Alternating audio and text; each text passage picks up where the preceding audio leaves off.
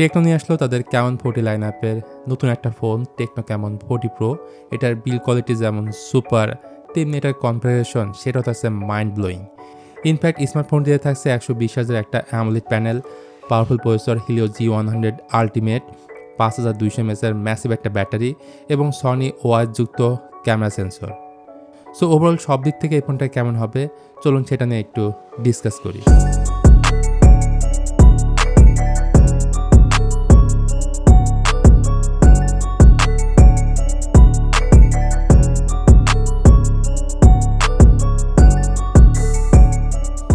First of all এই ফোনের design and build quality নিয়ে বললে এটার ডিজাইনটা বেশ সুন্দর। রাউন্ড ক্যামেরা মডিউল থেকে বের হয়ে এবার ভার্টিক্যাল ক্যামেরা মডিউল দেওয়া হয়েছে। ক্যামেরা মডিউলের পাশে রয়েছে ব্রিথিং লাইট, যেটা কল, টাইমার, নোটিফিকেশন এবং একই সাথে যখন ভিডিও করবেন তখন এটা জ্বলতে থাকবে। এই গ্লাসি ব্ল্যাক কালারটা ছাড়াও এর আরও দুটি কালার রয়েছে, লেগ গ্রিন এবং গ্লসের হোয়াইট। তাছাড়া ফোনটার মধ্যে একটাই না দুইটা আইপি রেটিং থাকছে, IP68 অ্যান্ড IP69, অর্থাৎ পানি 2 মিটার নিচে 30 মিনিট পর্যন্ত থাকবে এই ফোনটা সম্পূর্ণ নিরাপদ। ইভেন এই ফোন দিয়ে আপনি আন্ডার ওয়াটার ফটোগ্রাফি বা ভিডিওগ্রাফি করতে পারবেন। দরকারি প্রায় সব কিছু এখানে দেওয়া হয়েছে, যেমন secondary noise cancellation mic, dual speaker with Dolby Atmos, type C port, IR blaster sensor, অর্থাৎ টিভিএসির মতো ইলেকট্রনিক্স ডিভাইস এই ফোন দিয়ে কন্ট্রোল করতে পারবেন। ইনফ্যাক্ট এই ফোনে স্পেশাল একটা বাটন দেওয়া হয়েছে, ওয়ান ট্যাপ বাটন, যেটা ডাবল প্রেস করলে ফ্ল্যাশ স্ন্যাপ মোড অন হবে আর লং প্রেস করলে ইলা সার্ভিস অন হবে। তাছাড়া এই ফোনটার মধ্যে তারা দিয়েছে 5 স্টার ড্রপ রেজিস্ট্যান্ট সার্টিফিকেশন, অর্থাৎ হাত থেকে ফোনটা পড়ে গেলে ভেঙে বা ড্যামেজ হওয়ার সম্ভাবনা অনেকটাই কম থাকছে। সো এই ফোনটা অ্যান্টি ড্রপ পারফরমেন্স বলবো এক্সিলেন্ট। এদিকে এই ফোনটার সামনের দিকে রয়েছে 6.78 ইঞ্চের একটা full HD plus curve AMOLED panel, যেটা কিনা 120 হার্জ হাই রিফ্রেশ সাপোর্ট করে। আর অ্যামোলেড প্যানেল যেহেতু সাথে ডিসপ্লেটাও কার্ভ, তাই যে কোনো কন্টেন্ট এই ডিসপ্লেতে সুন্দর মতো ফুটে উঠবে। নাইস একটা ইমার্সিভ এক্সপিরিয়েন্স পাওয়া যাবে এই ডিসপ্লে থেকে। সিন বেজেল সেটাও অলমোস্ট সিমেট্রিক্যাল। আর এই ডিসপ্লের উপরেই আছে ইন ডিসপ্লে ফিঙ্গারপ্রিন্ট স্ক্যানার, যেটা যথেষ্ট ফাস্ট অ্যান্ড অ্যাকুরেট। আর কর্নিং গুলে গ্লাস 7 প্রোটেকশন আছে ডিসপ্লেটাই। ওকে পরিচয় হিসেবে এই ফোনে আছে মিডিয়াটেক হিলিও G100 আলটিমেট। এটা মূলত G99কে একটু ওভারক্লকিং করে হিলিও G100 আলটিমেট নামে তারা মার্কেটে এনেছে। তাছাড়া হিলিও G99 এর সাথে G100 আলটিমেটের মধ্যে কম্পেয়ার করলেও দুইটা চিপসেটের মধ্যে কোনো পার্থক্য খুঁজে পাবেন না।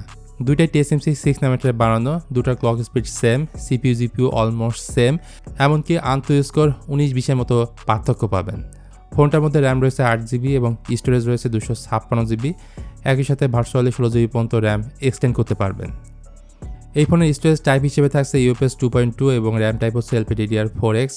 আর এই ফোনটার মধ্যে TUB ACUD সার্টিফিকেশন থাকায় 5 বছর পর্যন্ত পারফরমেন্স ল্যাক করবে না, যেটা ক্লেম করছে টেকনো। তো পারফরমেন্সের আরেকটা পার্ট গেমিং নিয়ে বললে যারো সেন্সরটা এখানে ভালো মতোই কাজ করে, টুকটাক গেম খেলা যায়, পাবজির মতো game HD graphics high frame রেটে প্লে করা যায়, বাট লো সেটিংসে খেলে তুলনামূলক বেটার আউটপুট পাওয়া যাবে। অপারেটিং সিস্টেম হিসেবে আউট অফ দ্য বক্স এটা নিয়ে আসছে iOS 15 বেসড অন অ্যান্ড্রয়েড 15-এ। দুইটা মেজর অ্যান্ড্রয়েড আপডেট পাওয়া যাবে এবং 3টা সিকিউরিটি আপডেট পাওয়া যাবে।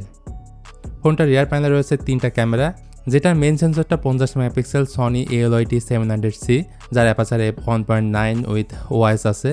তারপর আছে 8 মেগাপিক্সেলের একটা আল্ট্রাওয়াইড ক্যামেরা এবং 2 মেগাপিক্সেলের depth sensor.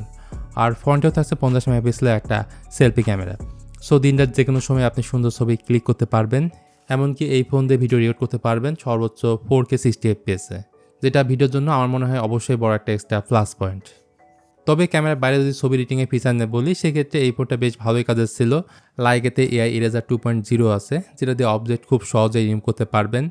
AI photo editing আছে, যেটা দিয়ে সরাসরি অবজেক্টকে রিমুভ করতে পারবেন।